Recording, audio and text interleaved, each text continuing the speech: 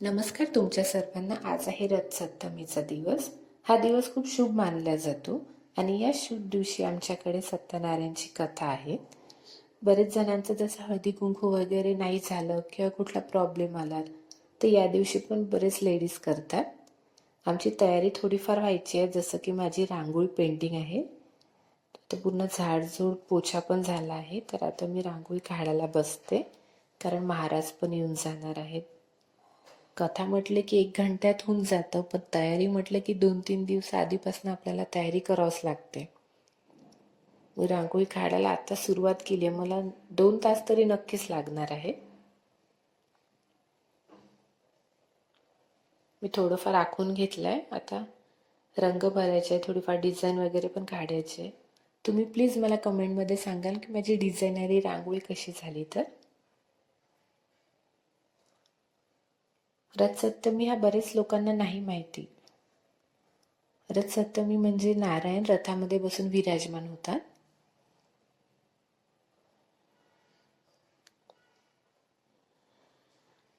मला 2 तास तरी लागणारच आहे रांगोळीला, असं वाटतं आता.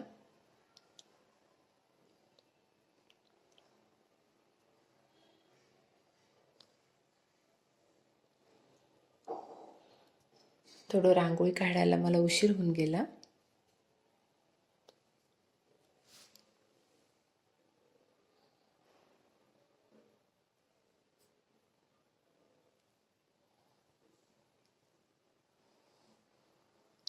तुम्हाला थोडीफार आयडिया आलीच असेल रंग बघून.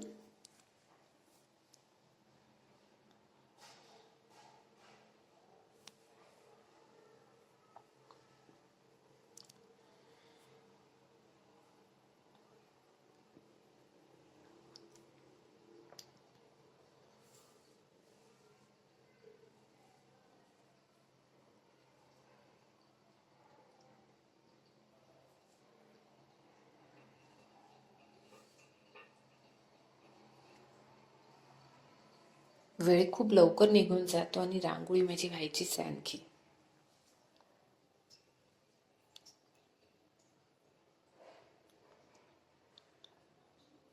करता करता वेळ कसा निघून जातो काही माहितीच नाही पडत. आणि सणावाराच्या दिवशी तर सोडूनच द्या तुम्ही.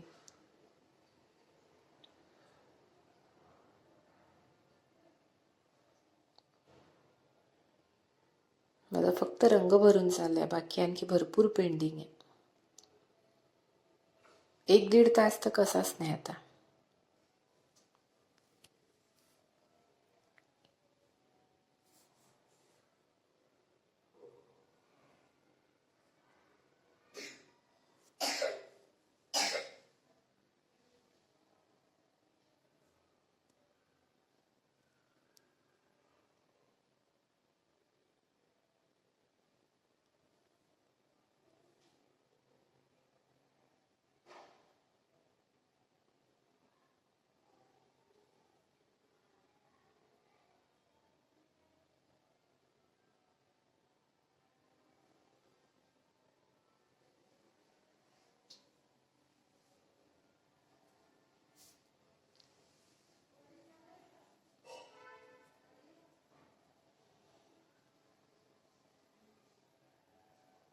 चला, माझा कलर पण संपत आलाय आणि पोर्शन पण जवळपास भरून झालेला आहेत.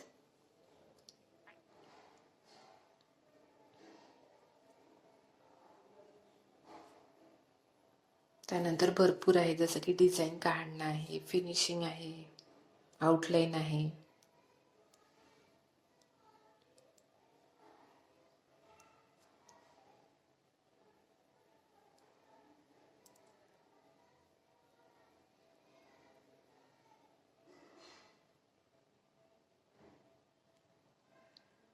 फायनली झाला एक पट्टा काढून.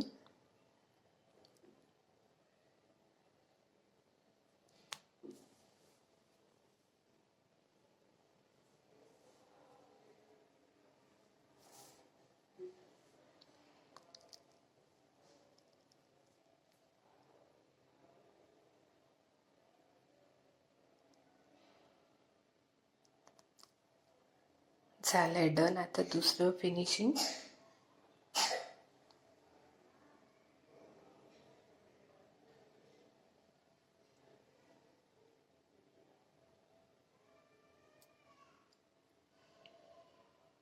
मला कमेंटमध्ये प्लीज सांगाल माझी डिझाईन आणि रांगोळी कशी झाली तर.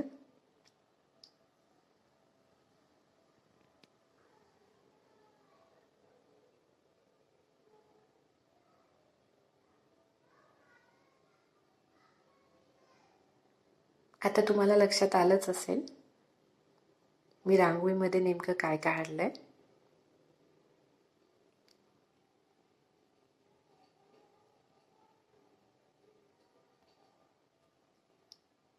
तरी आणखी अर्धी व्हायचीच आहे.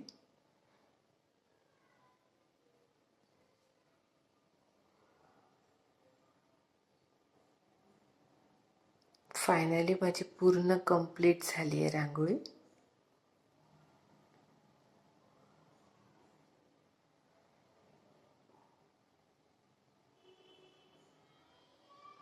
ही पण डिझाईन पेंडिंग होती ती पण काढून घेतली आहे मी. आता डन आहे पूर्ण. रांगोळी पण कंप्लीट झाली आहे, तोरण पण लावून घेतलं आहे. आता महाराजांची वाट पाहणं सुरू आहे. महाराज आलेत की आमच्या कथेला सुरुवात होईल. हे बघा तोरण वगैरे सगळं झालं आहे, हार पण लावले आहेत.